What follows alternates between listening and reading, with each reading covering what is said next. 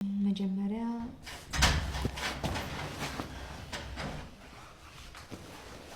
ወይ ደህና አደራችሁ ልጄ። አቤልዬ እሰይ ተነስ ተነስ፣ ቤተ ክርስቲያን ተሳልመን ጸበል ጠጥተን እንመጣለን። አቤል ተነስ፣ ቀለል ይልሃል፣ ዱካኩም ይለቅሃል። ተነስ ተነስ እባክህ። ደግሞ እንዴት አይነት ቁርስ አዘጋጅልሻለሁ። ተነስ የኔ ልጅ። በል በቃ እንግዲህ አረብሽህም የኔ ልጅ፣ ተኛ። ነገ በጠዋት እንሄዳለን።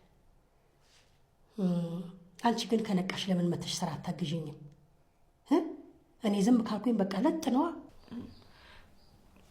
በሩ አዎ፣ ይሄን ሰበብ አግኝተሽ ተጋድመሽ ቅሪ።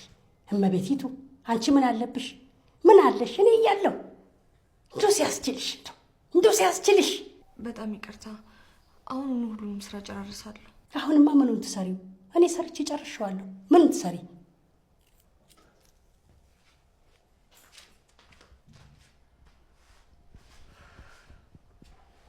አቤል፣ ቆይ ለምን ተከትላችሁ አልሄድክም ነበር?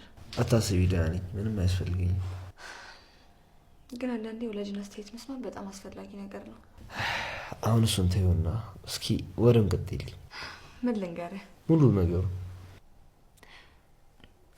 አቤት፣ ምን የሚሰራ ነገር የለም ብላሽ የለ እንዴ? ለምን ትሄጃለሽ? ምንም ባልሰራ እንኳን ቢያንስ ሄጄ ቤት ልበላት። እሺ ቶሎ ነኝ፣ ያለበዛ ማይሆን ነገር ደሽ የሚፈጠር። እሺ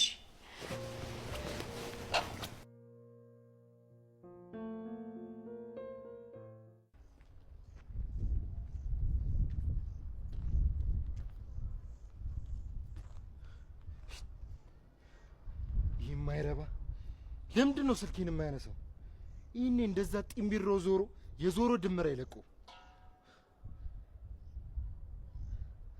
ኦ ደወለች። እስኪ ረጋ በይ። ስልኩን መቼ አነሳልኝ? ሄሎ፣ ስልኩ እኮ አልሰራ ብሎኝ እኮ ወደ ቤት እየተመለስኩ ነበር። ይገባኛል እኮ ግን ይስማማ፣ ስራው በጣም ነው የሚያስፈልገው። ስለዚህ ባለው የያዙት። ኦ አሁን ገና ቴክስት ላከ። እኔ አሁን የማይመች ቦታ ላይ ስለሆንኩኝ ነው፣ እንደወጣው ደውላለሁ። እስከዚያ የያዙት። እሺ። አረ ስንት ሰዓት? እሺ። አረ ምንም ችግር የለውም። አያሳስብም። እሺ፣ አመሰግናለሁ።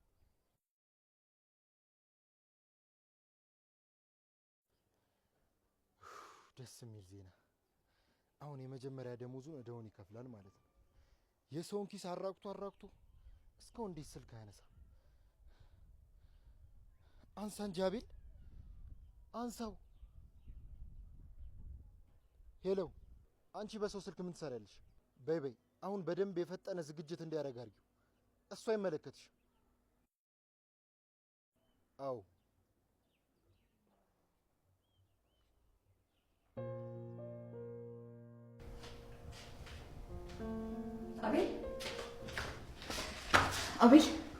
አቤል ተነስ፣ የሆነ ቦታ መሄድ አለብህ።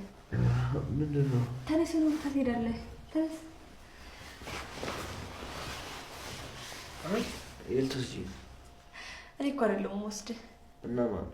ማፊ ደውሎልኝ ነበርና ለአቤል ስራ ስለተገኘ ቀስቅሹና ፏ አድርጊው፣ ከዛ አብረን እንሄዳለን ብሎኛል። እውነት? የት ነው ይነግርሻል? አይ እሱን እንኳን አልነገረኝም፣ ግን ደግሞ የትም ቢሆን ሄደህ እድልህን መሞከር እንዳለብህ አምናለሁ። እሺ፣ አንቺ ስለሽኝ ሂጅ እድል እሞክራለሁ። እሺ።